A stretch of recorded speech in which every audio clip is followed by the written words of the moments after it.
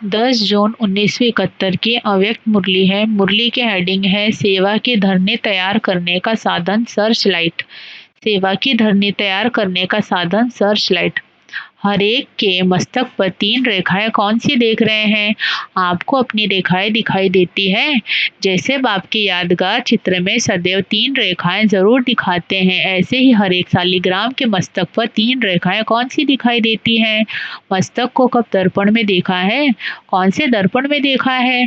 हर एक के मस्तक पर एक रेखा व निशानी विजय की निशानी है। विजय की निशानी होती है त्रिशूल। त्रिशूल मन, वाणी, कर्म तीनों में सफलता की निशानी विजय की निशानी है। शक्तियों के चित्रों में भी त्रिशूल दिखाते हैं, तो हर एक के मस्तक में यह विजय की निशानी त्रिशूल है। त्रिशूल के ऊपर दूसरी रेखा व निशानी है बिंदी। तीसरी रेखा फिर है त्रिशूल के नीचे जो लंबी लाइन होती है वह निशानी है लाइन क्लियर और केयरफुल की। केयरफुल भी और क्लियर भी, मार्ग के बीच में कोई भी रुकावट न आए। तो तीसरी निशानी है सीधा मार्ग पर एक रस हो चलने वाले। तीनों ही रेखाएं व निशानियां हर एक के मस्तक पर देख रहे हैं। रेखाएं सभी की होती है, लेकिन कोई की स्पष्ट होती है, कोई की स्पष्ट नहीं होती है। तो आपने अपनी लकीरें देखी। त्रिशूल है, लाइन क्लियर भी है और आत्मिक स्थिति की बिंदी भी है। भक्त लोग भी मस्तक में तिलक की निशानी रखते हैं। आप लोगों को मस्तक में लगाने की आवश्यकता नहीं है। सदैव अपने मस्तक की इन रेखाओं से अपनी स्थिति को परख सकते हो। तीनों ही रेखाएं तेज होनी चाहिए, तब ही साक्षात्कार मूर्त बन सकते हो व अपने कर्तव्य को सफल कर सकते हो। अब आप सर्विस पर जा रहे हो। आप अभी से ही उन आत्माओं के ऊपर अपनी सर्च लाइट डालने शुरू करना है। शुरू की है वह वहां जाकर शुरू करेंगे। सर्च लाइट की रोशनी दूर से जाती है, तो यहाँ से ही सर्च लाइट डालनी है। आत्माओं को चुन सकते हो। यहाँ से ही कार्य शुरू करने से वहां जाते ही प्रत्यक्ष सबूत दिखाई देगा। सर्च लाइट बनकर के ही चलते फिरते हो व जब बैठते हो तभी सर्च लाइट देते हो। निरंतर सर्च लाइट समझकर चारों ओर वायुमंडल को बनाने का कर्तव्य अभी से ही करना है, जो वहां जीताजी वायुमंडल के आकर्षण से समीप आने वाली आत्माएं अपना सहज भाग्य पा सके। क्योंकि अभी समय कम और सफलता 1000 गुना दिखानी है। पहले का समय और था, समय ज्यादा और सफलता कम होती थी, लेकिन अभी कम समय में सफलता 1000 गुना हो, वो प्लान बनाना है। प्लान के पहले प्लेन बनना है। अगर प्लेन बन गए तो प्लान प्रैक्टिकल में ठीक आ जाएगा। प्लेन बनने से ही प्लान ठीक चल सकेगा। प्लेन बनने के बाद फिर प्लान कर क्या रखना है जिससे सदा सफलता प्राप्त हो। सो थोड़े में सुनाते हो है जो कभी भूले नहीं। एक तो याद रखना कि हम सब एक मत हैं, अर्थात एक के ही मत पर एक मति। दूसरी बात, वाणी में भी सदैव एक का ही नाम बार बार अपने को व दूसरों को स्मृति में दिलाना है।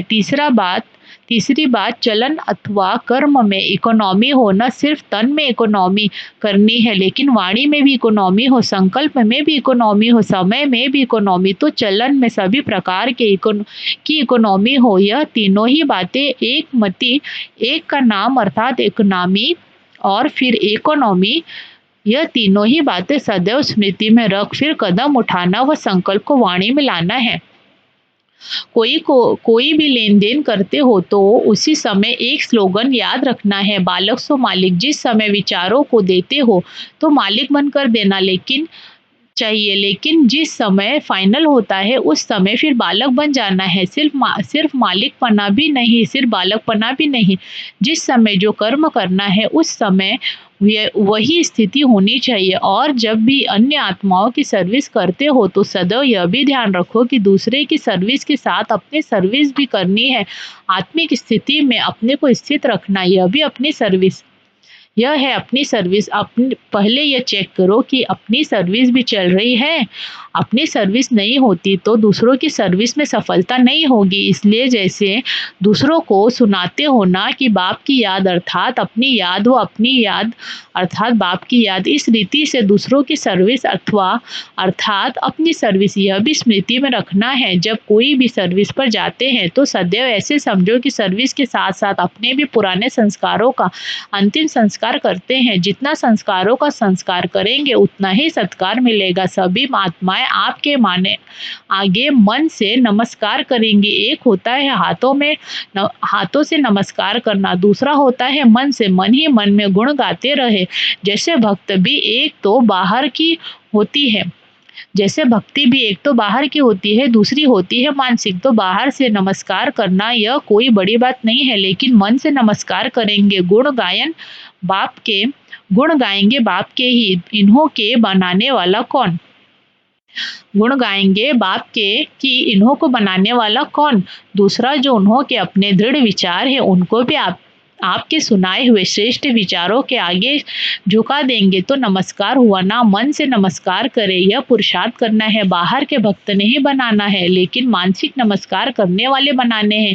वही भक्त बदल कर ज्ञानी बन जाए। जितना जितना बुद्धि को सदैव स्वच्छ अर्थात एक की याद में अर्पण करेंगे, उतना ही स्वयं दर्पण बन जाएंगे। दर्पण के सामने आने से न चाहते हुए भी अपना स्वरूप दिखाई देता है। इस रीति से जब सदैव एक की याद में बुद्धि को अर्पण रखेंगे तो आप चैतन्य दर्पण बन जाएंगे।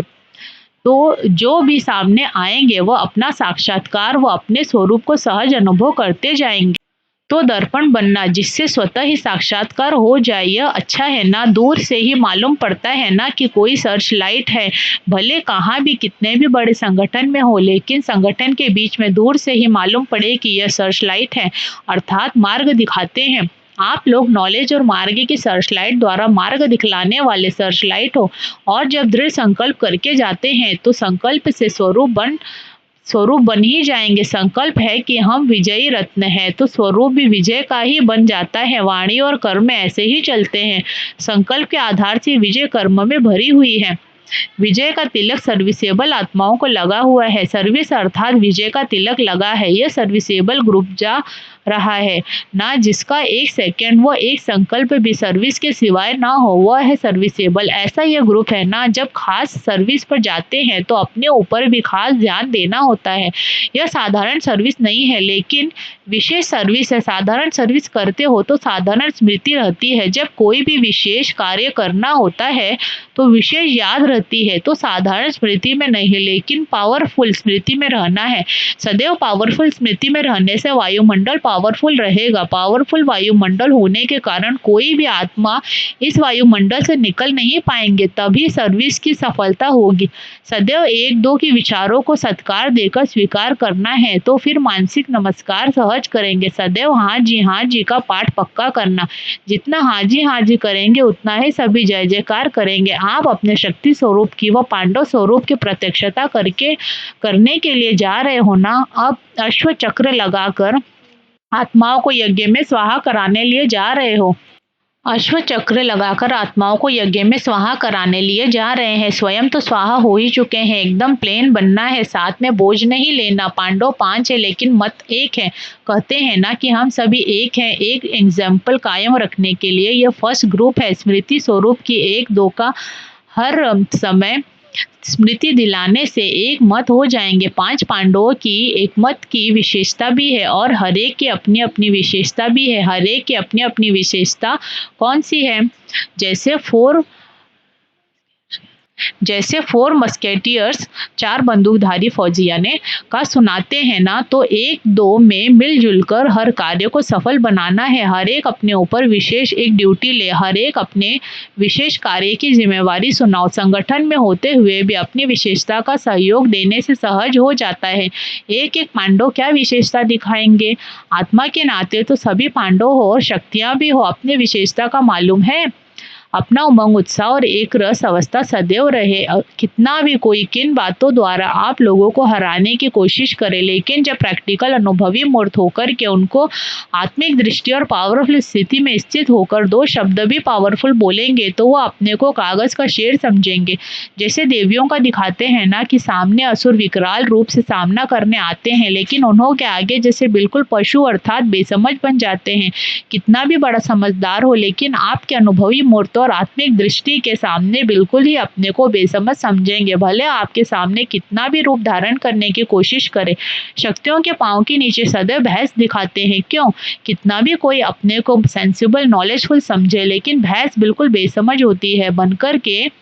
बनकर एक रूप आए और बन जाएंगे दूसरा रूप। शक्तियों का यादगार दिखाते हैं ना, असुर सामना करने विकराल रूप धारण कर आते हैं, लेकिन जब शक्तियों का तीर लगता है तो फिर दूसरा रूप हो जाता है।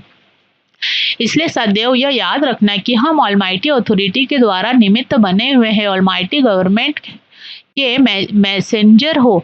कोई से भी डिस्कस में अपना माइंड डिस्टर्ब नहीं करना है, नहीं तो वे लोग साइंस की शक्ति से संकल्पों को भी रीड करते हैं। इसलिए कभी भी कोई बात का आवाज भी आए तो अपने को डिस्टर्ब नहीं करना, अपने चेहरे पर व मन की स्थिति में अंतर न लाना, मंत्र याद रखना। जैसे कोई वाणी से वो और तरीके से वश नहीं होते हैं तो मंतर जंतर करते हैं। तो जब देखो कि ऐसी कोई बात सामने आए तो अपने आत्मिक दृष्टि का नेत्र और मनमना भाव का मंत्र प्रयोग करना, तो शेर से भैंस बन जाएंगे। जादू मंत्र तो आता है ना, यहाँ से ही सभी सिस्टम निकली है। मंत्र चलाना, रिद्धि सिद्धि भी यहीं से ही निकली है। अपने आत्मिक दृष्टि से अपने संकल्पों को भी सिद्ध कर सकते हो, वह है रिद्धि सिद्धि। और यहाँ विधि से सिद्धि शब्दों का अंतर है। रिद्धि सिद्धि है अल्पकाल, लेकिन याद की विधि से संकल्पों और कर्मों की सिद्धि है अविनाशी। यह रिद्धि सिद्धि यूज करते हैं और आप याद की